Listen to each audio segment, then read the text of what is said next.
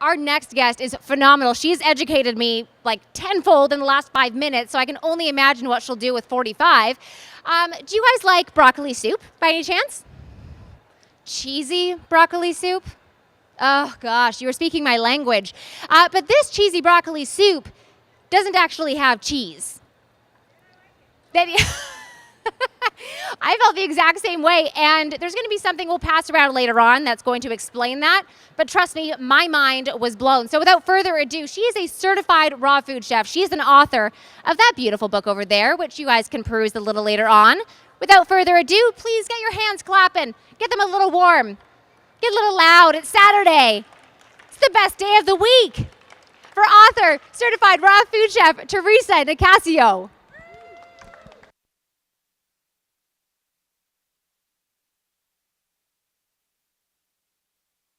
Guys, can you hear me now? Can you hear? Just do a little It's test. really test. Can we hear? Yes, Yes, oh, you're good. You're good. I was with my face down, though. I have to get it closer. Test. Fantastic. Good? Okay, well, I will project my voice. All right. This is very exciting because I love food that is super easy, delicious, that you can just whip together in like 20 minutes, start to finish. And I'm being put to the test of that. So but in terms of the cutting, it might take a little more time. We'll see how that part goes.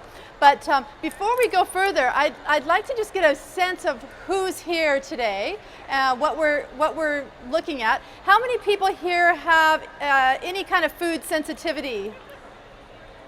Okay, so most people. Gluten? Dairy? Okay, a lot of folks. Other sensitivities, potatoes? Anybody potatoes? Yep, potatoes. Soy? Good. Corn? Yeah, it's like there's so many things. Beans? Grains?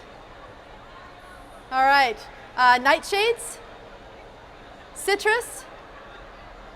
No one with citrus. That's a first. Okay. That's cool. Yeah. All right. The book I've written, this book called Yum Plant-Based Recipes for a Gluten-Free Diet. Some of you have already been to my booth and gotten the book. And already know that we have, I don't even know that Elisa knows. Elisa, I don't know, did you know that it has just been awarded? It's now the winner of the Gourmand World Cookbook Award for the best diet book in Canada. So it is, woo! It's representing Canada now in competing for the best in the world. This is literally the Academy Award. This is the award that every cookbook author that strives for and never dreams of getting. And I've got it for Canada, so I can't believe it. So I'm very excited about that. And as we're going to be going through this today, this fun recipe, I'm going to also share a little bit of information, such as Elisa was alluding to about ingredients, because that's something else I find is really important is education, because we grew up in a world where we cooked a certain way, we lived a certain way, and we just organized the world a certain way.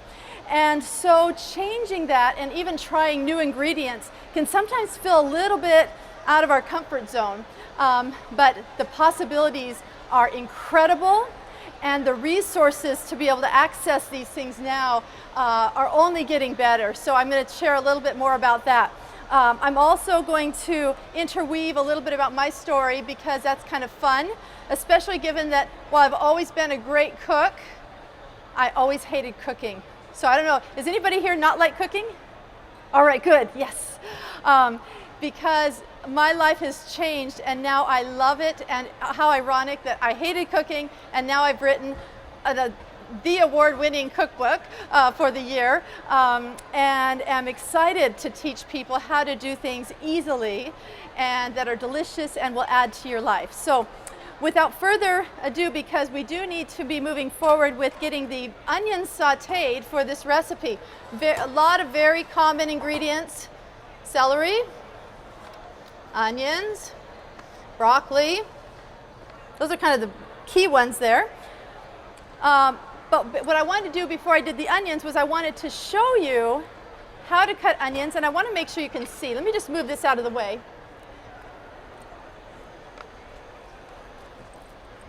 And just if you wonder about onions, we're going to be using about 1.5 cups of onions for this recipe. We'll be sauteing it. So a little bit of, I've used avocado oil. And I want to highlight that. I used to always use olive oil. Okay. Anybody know why I might use avocado oil instead? Yes. Higher. Heat? Yes. It has a higher smoke point. Avocado oil has a smoke point of above 500 degrees. And olive oil has different, people say 320 degrees or 325. So what that means is when we heat oil above its smoke point, I talk a lot more about this in the book, but when we heat it above its smoke point, it turns it into kind of toxic chemicals, and it's not really what we want optimally, which is actually opposed to what historically many chefs have been taught about bringing things and getting it smoking and so forth, and charring and browning. So one of the things I've wanted to do with Yum is teach people about ways to make food that's that's not carcinogenic. It either fights cancer or is less likely to promote it. So this is a nice little bonus. So to start, I'm going to teach you though about onions and how to cut an onion. That is so great that I didn't learn until I went to culinary school. I'm also going to talk about saving parts and using parts of food that you normally would throw away. So normally we would cut off a part of an onion and throw it into the trash of the compost, hopefully the compost. Now what I want you to think about doing instead of throwing it in the compost is to throw it in a food bag, safe bag, or in a bottle, and throw it in the freezer. Just like other food scraps from vegetables that you maybe don't want to use for that particular item, but can use for soup broth or other kind of broth that you can use for things like making quinoa and rice. So I don't have a place to put it right now, so I'm just going to put it here. But anyway, so with the cutting the onion, you first cut off the root, the shoot, but you do not cut off the root. I always used to cut off the root. You keep that there. Now this is stabilized. We have a stabilizing cut. We want to be safe. When you're working with a knife, you want to be safe. So you just put it on that stabilized surface, and then you cut through the root. So you have the root, and you have this paper, and then you peel it back. And again, you're going to save this peel because it is fantastic in soup broth. It also turns it a nice little brownish color. It's beautiful. You can also use it for dyeing, naturally dyeing clothes and so forth, for tie-dye or whatever. But you don't need to take this part off. You keep it there and it gives you something else to hold on to if it's there. And then there's all these striations in the that are natural, that it naturally cuts it. So we don't have to cut it that way. But what we're going to do is we're going to cut little segments, but not all the way back. So it's like a starburst down to the middle of the onion, keeping your fingers nice and safely far away from where you are, and you just go towards the root. So it's kind of like that, okay? And then you just start to keeping your in the bear claw hold. Just do cut them as big or as small as you want. And we're going to start the oil heating now.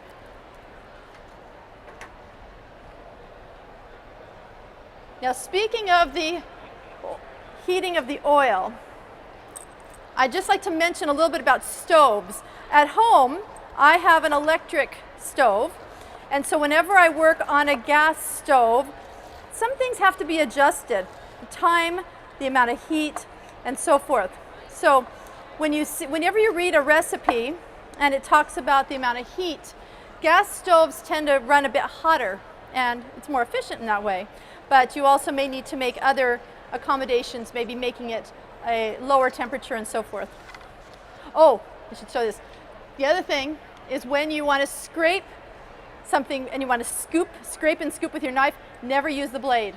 It ruins the knife. You scrape on the back side of the knife and you scoop it up.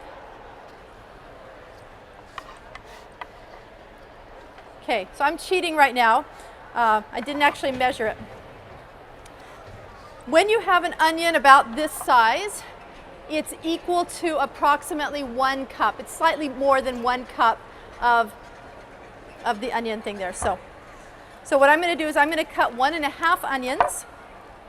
I already did the 1, or the 1/2, and we'll just get doing this. Any questions so far as I'm doing this? Any questions? Lady microphone will come to you. Yeah. What kind of pans and pots are you using, please? What kind of what? Pans and pots are you using at home? Oh, good question. This is actually, I like to use a good solid stainless steel pan.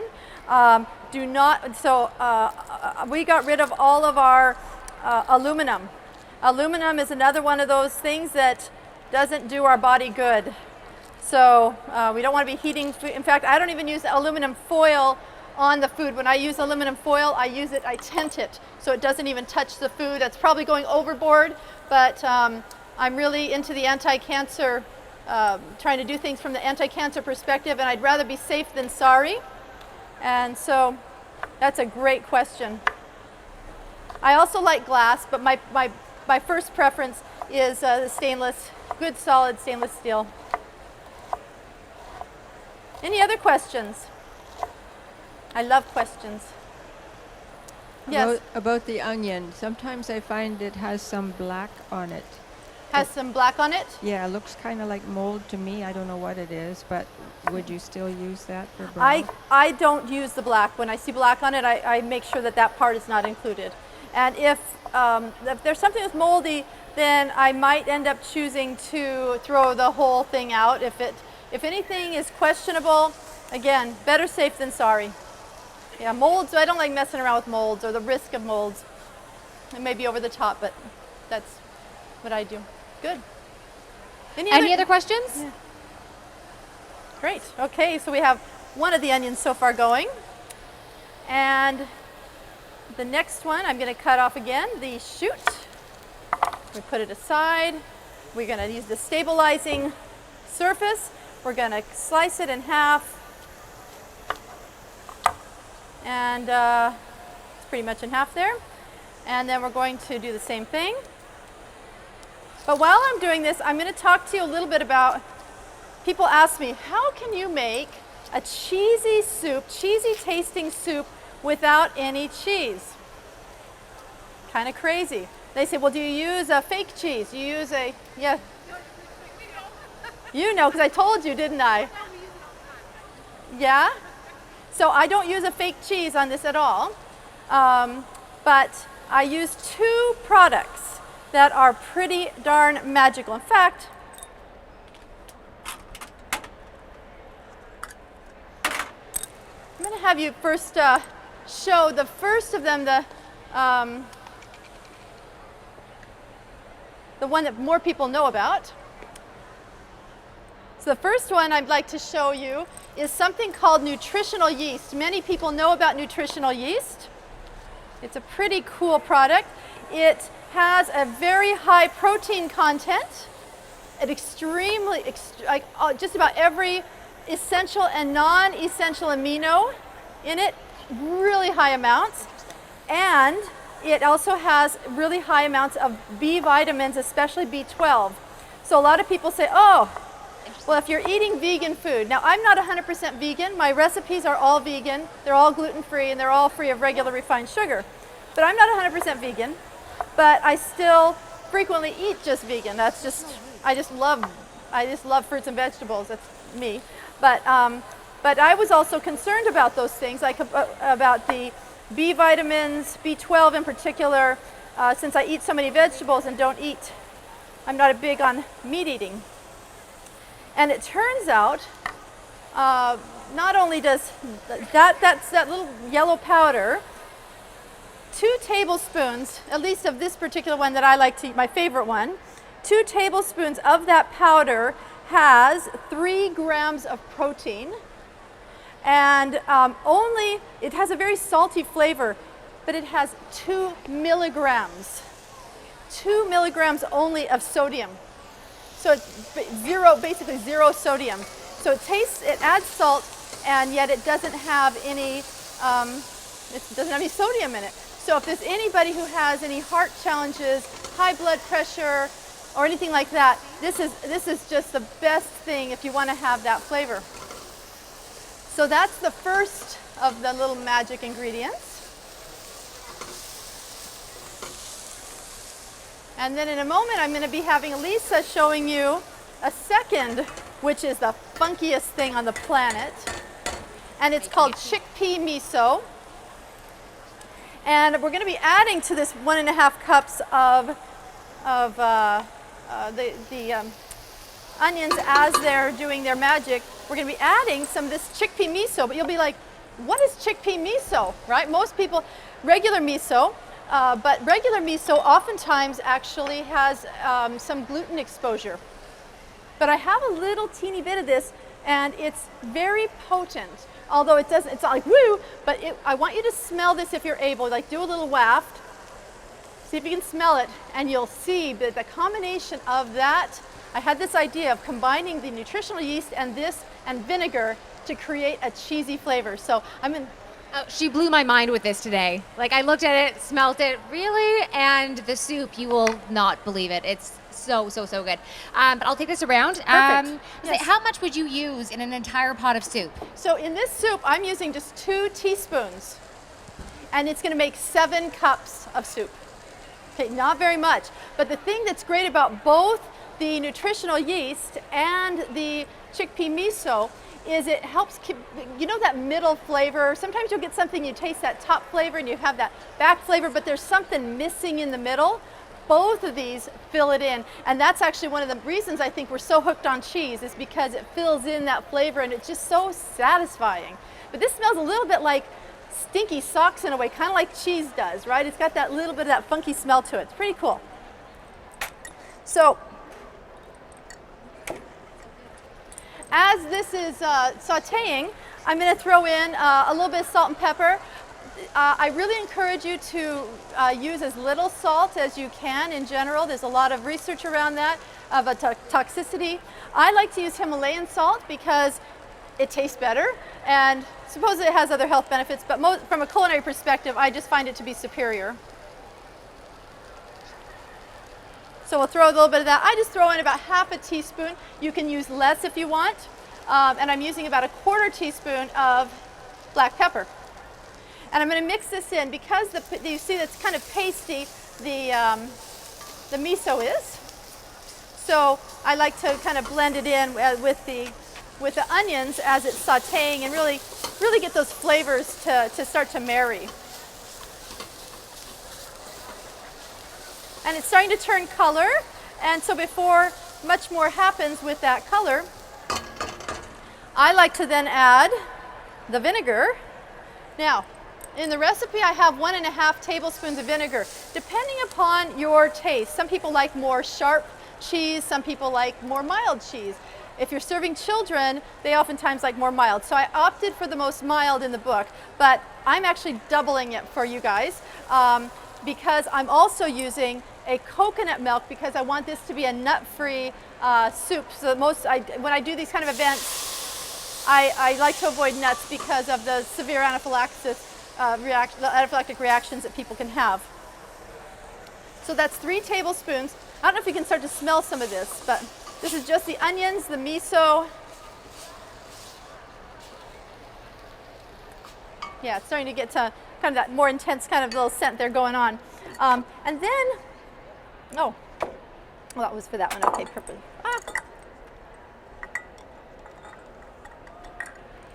Now, the beauty of adding 4 cups of a non-dairy milk is that it's already pre-measured. I love that. So I've tried to do things in the book to make things really extra simple. And so this is one of the kinds of things, like, okay, so all you do is you put 4 cups. Now you can make your own homemade, I normally at home make it with almond milk. And if you make homemade almond milk, that's even more bonus of deliciousness. Does anybody here make your own nut milk? or hemp milk? Excellent. So we'll just keep this doing its thing. And in the meantime, I'll prepare the celery and the broccoli. Oh, and Chef, there was a question over here. Where can you buy these products? Where can you get chickpea miso, nutritional yeast? Great question. So nutritional yeast is extremely accessible. The most, places like Whole Foods or Choices Markets or Nature's Fair, they tend to have it. However, the chickpea miso is a bit tricky. Oh, and you can also buy it online. So I like to get some online. There's Upaya Naturals is a Canadian company that has a lot of raw food products that are really high quality, organic, and so forth. So this particular nutritional yeast is got the highest nutritive value of anything I've found. But there's other ones that are fantastic as well. But the chickpea miso is a bit trickier, or it has been trickier until recently. It seems to be getting more and more available. I found it in just local grocery stores, and you can talk to me after at the booth about some of the specific places that I have found it. But you can get it at grocery stores. You can also purchase it online, and it is a fermented product. Just going to add that in there. So we're going to be adding 2 cups of celery.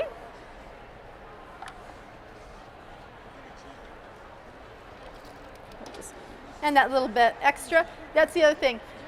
Most things when you're cooking don't have to be that precise. Some things do. Yes.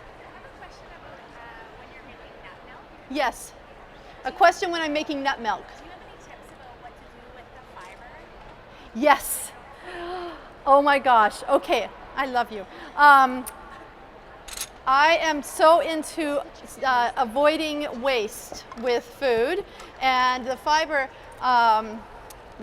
from it, you can, with the nut milk, you can, if you make any kind of things like apple crisps, you can just add that to the crumble. If you're making, I actually have it added as one possibility in granola, because then you're getting that fiber. It's beautiful. It's got all kinds of good things. Now there's a lot of other things you can do with it. Like when I went to culinary school, we did some great things. We used it as a base for making cakes, raw cakes, and so forth. That's getting a little higher level, but you can do a lot of things even if you just add a little bit of it to things. Some people like to get the nut milk and maybe add a little bit of olive oil or almond oil, and then they make a little face mask. So you can do these products that can be softening because it has all those natural oils in it already. So those are a few ideas. In the last chapter of my book, I actually talk about it's Sustainability Tips 101, using food you normally would throw away, such as the onion peels, such as maybe, when you get broccoli, I didn't get on these, you get broccoli and it's got the stem and it's got kind of a lot of woody stuff and you have to cut that off. Throw that in the bag for your soup broth. You don't need to throw it away. So you can use it, and it's got so much beautiful goodness in it. Okay, so I'm cutting up some broccoli right now, and I'm going to just cut. You can use broccolini, you can use, broccoletti, whatever, broccolette. You can have, I haven't experimented with other vegetables. I imagine, I've never done it, but I imagine cauliflower might be actually fantastic with this soup as well. The other thing I should mention is I recently, because I was in preparation for coming here, I made some more again, and I wanted to experiment with different milks and to make sure that the coconut milk, because I hadn't made it with coconut milk, but I figured that would be a good one for here, and it turned out great. So I had this soup, and then I had some other soups. I had like this Moroccan soup, and I had another one, and I had a little bit of this and a little bit of that. I thought, wonder what would happen if I mixed the two. So I put just a little bit together. Oh my God, it goes so well. So this is a soup that could even be potentially a base with other soups that you already do, with even like tomato and so forth. So I've only just begun. I have a fantasy of one day writing a whole book just on soups, because I am crazy about soups. I don't know what it is, especially in the winter time. This feels fantastic. So I'm just cutting up the broccoli, throwing it in. I'm gonna do a little stir. Any questions? These are great. I love your questions. Any other questions right now? Yes. Is a microphone close by? Lisa, over here. Oh, excellent. So, I think I've been eating too much to walk through these aisles today. It's easy to do at this great fair. I was just wondering if you ever use coconut oil in when you're frying up the onions or whatever. Another good question. So I do sometimes use coconut oil. I'm still not sure what the story is on coconut oil. When I read up about the smoke point, I find varying information, and I haven't really, so I minimize doing it. There's a couple of dishes like my curried cauliflower.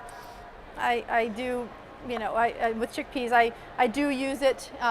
In general, when an oil is refined as opposed to the extra virgin, the refined oils tend to have a higher smoke. Oh, I started throwing that in instead. Oh well, higher smoke point than the oils that are virgin. And so, if you're going to cook with coconut oil, I think it's probably safer to use the refined, which kind of is counterintuitive because we usually think that the extra virgin one is better. But if you're going to be cooking, that might be a safer bet. But don't hold me to that. I'm not absolutely positive because basically what I've seen is the smoke point of coconut oil, many places I've seen, is about the same as olive oil, so around 320-ish, 320, 330-ish, not real high.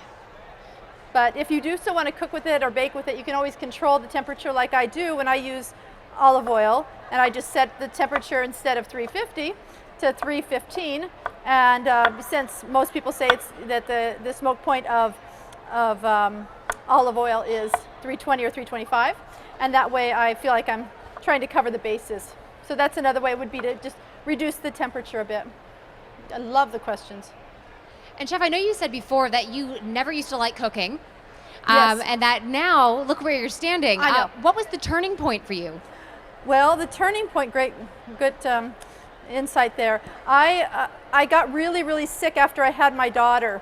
And what I've subsequently learned is that many people who have autoimmune disorders, when they have a trauma, and a common one actually is childbirth, but it can be other traumas as well, that the autoimmune disorder can flare up, or it may have been latent and non-present at all, or it can become much more severe. And in my case, it was more the latter. My whole life I had migraine headaches and a lot of other health problems, low iron and other kind of health problems, but didn't realize, I thought that was just normal for me, and it was just my life, but I didn't realize that gluten that was a problem. So I didn't discover that for 12 years after I had my daughter. So in the meantime, I became more and more debilitated. I'm pretty sure I had some seizures along the way. I tried to not be too scared by it. I always have these experiences, these neurologic experiences. So I tried to think that maybe they were some sort of spiritual experience. But in hindsight, they were probably just seizures.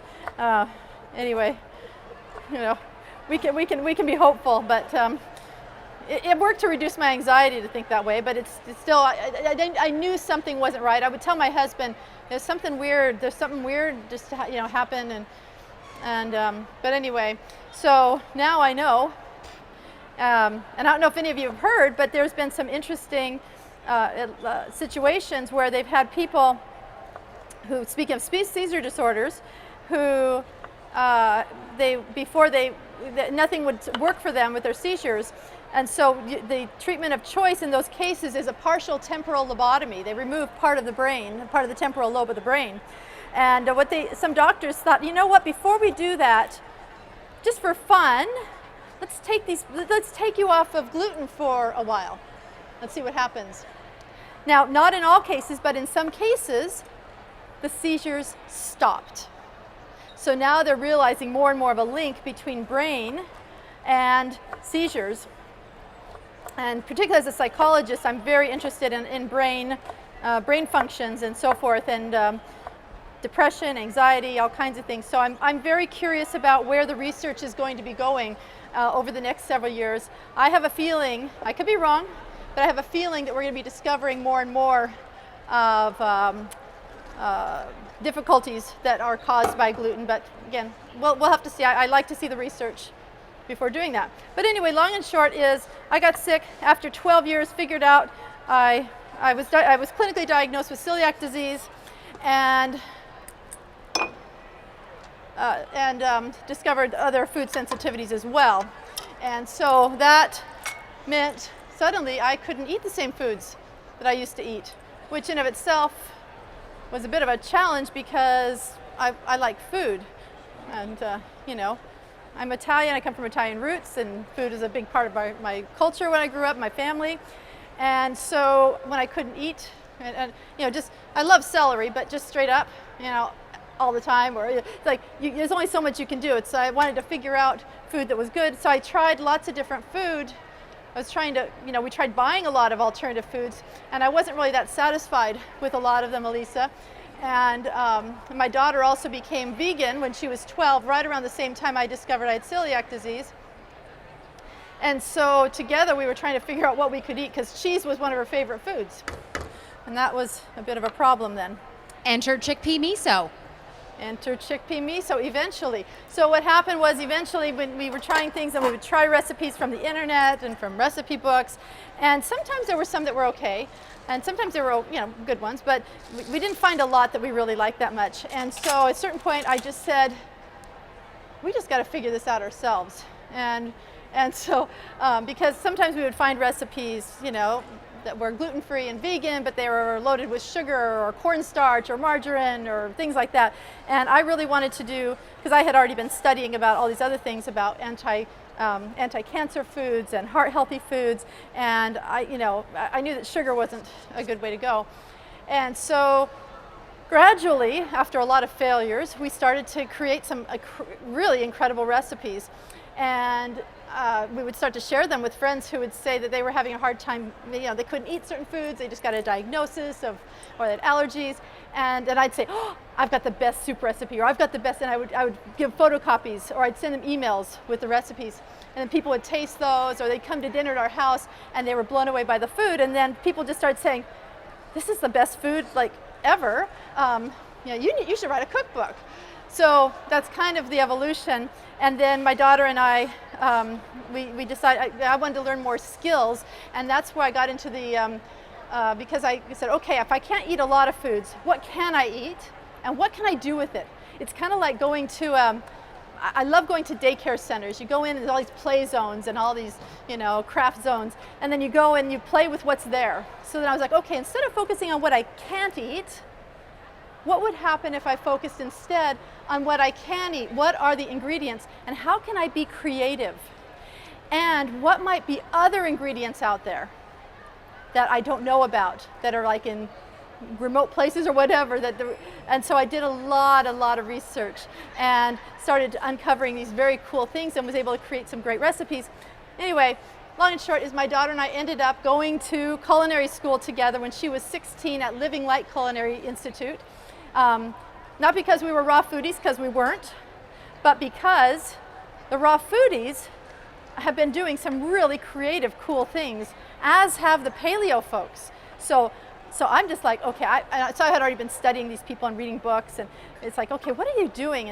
And to give you an example, I don't use this in the book, but in the raw food world, one of the ways to make bread, or bread-like substance, is to use zucchini, diced zucchini, and then maybe in some the almond pulp, and you kind of put that together, and you make your bread dough. You dehydrate it, and wherever the zucchini little bits were, the little diced zucchini pieces, because it's mostly water, evaporates, and it creates these little air pockets, which gives it more of a bread-like consistency.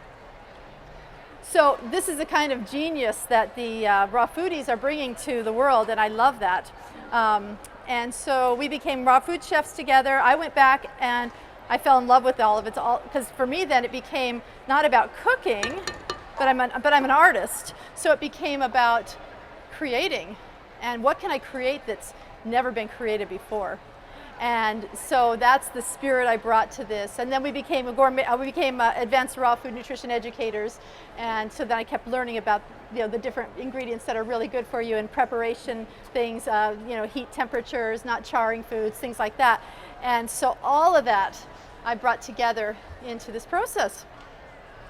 Amazing. If that makes sense, that's a long story. Absolutely does. I was gonna say, bringing it back to the soup, I know if anyone likes to make soup, do you guys like to make soup? I love making soup at home. It's one of the most comforting things, especially during the winter. But we all know it can be a long, painstaking process to get a delicious soup.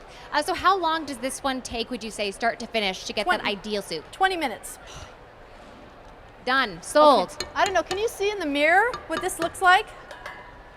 What this is looking like? You see how it's got that beautiful, it's hot, I didn't bring my top pads. You can see how you get this beautiful kind of a yellowy orange golden color. Does that show up?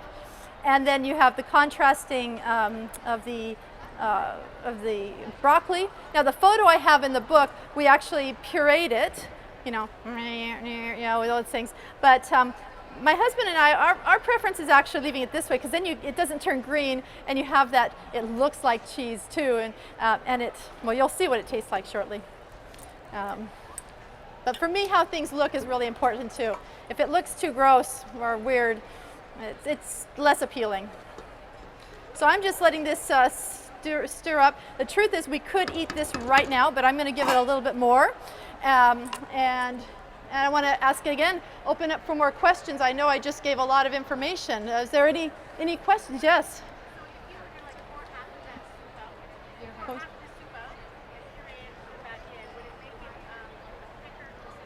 Yep, you can do that too. You can do that too. And I don't know if you could see, this actually has a bit of it looks creamy. Can you see how creamy it looks? And you eat it, and how much fat was in this? Not much, right? Normally when you use cheese, it's loaded with more saturated fats. I used a little bit of avocado oil, which is actually one of the healthier oils. Smoke point above 500, so we're not turning it into some nasty substance. Pardon? Did somebody just ask? I missed that. Who was asking a question? Did I? Oh. Okay, traditionally, and I might be understanding this incorrectly, but I thought that anything miso or maybe possibly nutritional yeast, those things should be maybe added at the end because of losing their nutritional values when it's heated up. Mm-hmm. But yeah. And I can't quite remember because I kind of came in after you started. Mm-hmm. But I thought you added those with the onions as it's frying. Yeah, I'd like to mix. You're right. So this, I'm not actually maximizing all of the nutritive potential. When you're working with a fermented product, when you heat it, you do lose that. But in this case, hold on, I'm going to turn this down a skosh. You're absolutely, and you actually can do it. The thing is, because the miso is so pasty, what you probably could do is you could take some of this out and then mix it in with it, because we'd want to turn it more liquid. Otherwise, you might have lumps of it around. I'm just being a little bit lazy here, and I'm trying to create something that would be kind of quick and easy. But absolutely, you could do that, and I sometimes do put it in at the very end, the nutritional yeast in particular. So, but again, when we get soups, and sometimes we want just stirring and kind of just hanging out, and to have that experience of having something that's really, you feel kind of normal having. But absolutely, that's a really good point.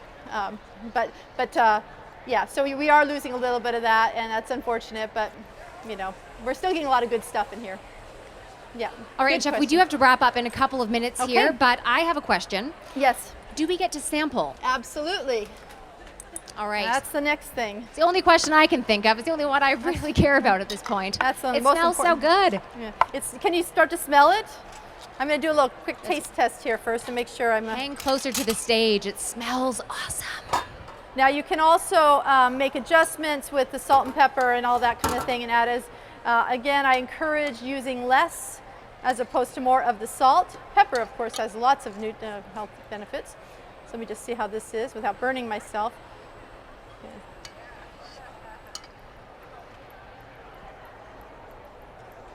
I love this soup. Oh my God. Who's a little jealous right now of this taste test happening? Yes? Sorry. Yeah. Yeah, it's ready. Okay, so I'm gonna turn it off and we will start scooping it up. Amazing. All right.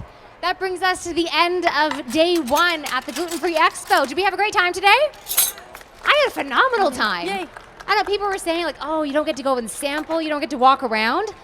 I'm at the cooking stage. I have the best deal possible. The freshest, This is huh? amazing. Yeah. Absolutely. All right, so I'm gonna start scooping it out. What's the best way when you're doing this to hand out the samples? Shall I give them to you to hand out? I have been known to serve a thing or two today. Okie dokie. So, we'll start with this. We And have- if you guys haven't had a chance to take a look at her book, it's absolutely phenomenal. And she told me earlier, she actually took all the photos in the book, with the exception of one. the exception of one of the food and garden, exactly. I didn't take the selfies. The booth is just the second one over there, and we're doing this insane sale because a lot of people are buying a whole bunch of these books because it's the best gift ever, and now this is award-winning. So if you buy 2, you get the third for free. Or you can get the other one, if you just buy one, you can still get a big discount over $6 off. So Christmas in January, Christmas in essentially. January. Yeah, it's all good. Oh, I should plate it, but that's okay. You can imagine with the plating because I'm just going to get this out for you guys. And if you guys do have any questions, again, go chat to her at the booth, and she'll be back tomorrow. So if you guys want more cheesy, dairy-free broccoli soup, same time, same place tomorrow.